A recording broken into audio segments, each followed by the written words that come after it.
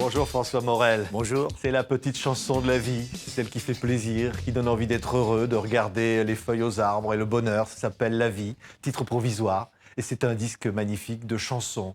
Vous aimez chanter la vie, François? Depuis quelques années, oui, j'ai pris l'habitude de chanter parce que aussi j'ai fait des belles rencontres avec des musiciens qui m'ont autorisé à chanter sur scène et donc à proposer ces chansons-là aussi sur un disque. C'est un autre plaisir que le théâtre. Peut-être aussi parce que quand on écrit, on raconte souvent les mêmes choses. C'est aussi une façon de faire pour moi des chroniques de la vie, mais différemment, avec aussi la sensualité musicale. Un baiser, par exemple. Ce baiser. Ce baiser, inoubliable. J'ai osé le premier degré absolu. C'est vrai. Ouais. C'est un vrai baiser. C'est comme un baiser que l'on reçoit une chanson. Ouais, absolument. Là, c'est le souvenir d'un baiser qui revient et qui accompagne toute une vie. C'est François Morel. J'avais gardé par-devers moi ce souvenir, ce doux trésor, ce présent, ce cadeau de roi, plus précieux qu'un bijou en or. Quand je partais loin de Paris, quand je m'en allais en voyage, je le rangeais dans un étui, bien protégé dans mes bagages.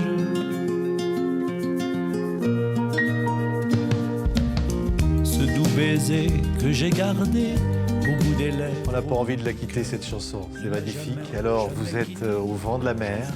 Il y a beaucoup de nostalgie, finalement. De la simplicité des choses, de la vie. Oui, il y a le temps qui passe. Le temps ne m'a pas épargné, cheveux blanchis et cataractes, mais vous en seriez étonné, le baiser, lui, demeure intact. Ouais.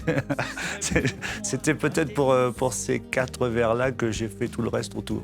C'est ça. Parce que finalement, beaucoup de chansons qui parlent de la vie sur ce disque.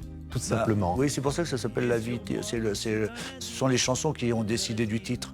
Il y a plein de chansons où on dit la vie, c'est une vieille dame aussi qui fait une espèce de bilan de sa vie et qui parle à quelqu'un de plus jeune et qui a peur d'être un peu trop philosophe et d'ennuyer son interlocuteur. Et puis oui, je pense aussi que c'est un disque qui a été écrit beaucoup en 2015 avec une année assez douloureuse. Pour des événements qui nous ont tous attristés, pour des événements aussi personnels, pas gais. Et j'ai eu envie de plutôt partager quelque chose de l'ordre de la consolation et du bonheur d'être ensemble. Ouais. Du bonheur de vivre, vous alliez dire, François. Ouais. C'est tout simple, finalement. Mais ouais. Écoutez, tellement envie de entendre encore un baiser. Vous donnez des baisers au public sur scène. On vous voit là, au Théâtre du Rond-Point à Paris. Vous partagez ces chansons avec le public. Je partage des émotions, oui, diverses. C'est un spectacle, je remarque, qui est un peu fait avec des montagnes russes parce qu'il y a des sensations et des sentiments très forts et très opposés. C'est-à-dire qu'on rit beaucoup et tout d'un coup on est surpris d'avoir une chanson qui nous serre le cœur. Mais j'ai l'impression, comme la vie, moi j'aime beaucoup aussi j'aime bien le mélange des genres. J'aime bien la comédie italienne, j'aime bien... C'est un texte de Jean-Loup Dabadi que disait magnifiquement Guy Bedos, la vie est une comédie italienne, tu ris, tu vis, tu pleures. Et moi j'adore ça, et moi c'est un texte qui me faisait pleurer à chaque fois, et ce spectacle-là pourrait ressembler à cette comédie italienne. Ouais. Et Boris Vian disait, la vie ça s'arrache comme une dent. Dans une de vos chansons, vous dites, on ne sait pas pourquoi ça commence, comment ça finit, et ça finit parfois en queue de poisson. Ouais. Ouais. C'est une chanson mais à la fin, on a envie que ça recommence. Donc, c'est pas si mal. Ouais. C'est plutôt une chanson qui donne de l'espoir et qui est plutôt optimiste, finalement. Ouais. On se demande des choses sur la vie, donc c'est encore long, par exemple, l'enfance. C'est encore long, l'enfance. Ça dure toujours. On a l'impression que vous êtes resté un enfant, François Morel. De 57 ans. Hein. C'est encore long, l'enfance. Ouais, ça, c'est une chanson, je crois que c'est la plus ancienne, d'ailleurs, de ce disque et du spectacle de chansons que je fais au Rond-Point. C'est une chanson que j'avais écrite avec Hubert Mounier. Hubert Mounier faisait partie de l'affaire Louis Trio. Et en 1996, il m'avait appelé pour être un de ses invités au Théâtre de la Coursive, à La Rochelle, pendant les Francopholies. Il y avait Mathieu Bogart et moi. Et je lui avais dit, ah ouais, avec plaisir, mais j'aimerais bien plutôt que faire une reprise, faisons une chanson ensemble. J'étais déjà titillé par ce désir d'écrire des chansons. Et on a écrit ça, C'est encore long l'enfance. J'ai fait les paroles, il a fait la musique et on l'a chanté. Quelques années après, au Théâtre de la Pépinière où je jouais, il est revenu m'accompagner un soir pour chanter cette chanson-là. Et je me suis dit, c'est trop dommage de ne pas l'enregistrer avec Hubert. Et on avait pris un studio fin mai et début mai, Hubert nous a fait faux bon. Et c'est Louis Chédid que j'ai eu au téléphone entre-temps, à qui j'ai dit, mais tu veux pas, toi, remplacer Hubert ou au moins... Et il le fait magnifiquement. Et il le fait Écoutez, très bien. juste comme ça, juste pour le son, François Morel. C'est encore long, l'enfance. Écoutez. Ah bon, pourquoi? Car à vélo j'ai peur, Je serai pas dentiste. je serai plutôt pianiste. Ah, et tiens, voilà, pianiste. Dis-moi, c'est encore l'enfance. J'en sais rien, j'en sais rien. C'est encore... Un duo, vous êtes magnifiques tous les deux, alors. C'est bien, ouais. Je sais pas s'il viendra un soir faire le duo avec moi sur scène. C'est des chansons de la vie, et des chansons populaires, Ah, ouais. dans le beau sens du terme. Ouais. Des Et chansons qui parlent du peuple, qui parlent des gens. c'est vrai. Il y a l'expression de vitesse qui est quand même pas mal élitaire pour tous, et une chanson populaire qui essaie plutôt de tirer vers le haut, et parce que les gens ont plein de choses belles dans la tête, et c'est ces choses-là que j'ai envie de partager et de mettre en valeur. Ouais.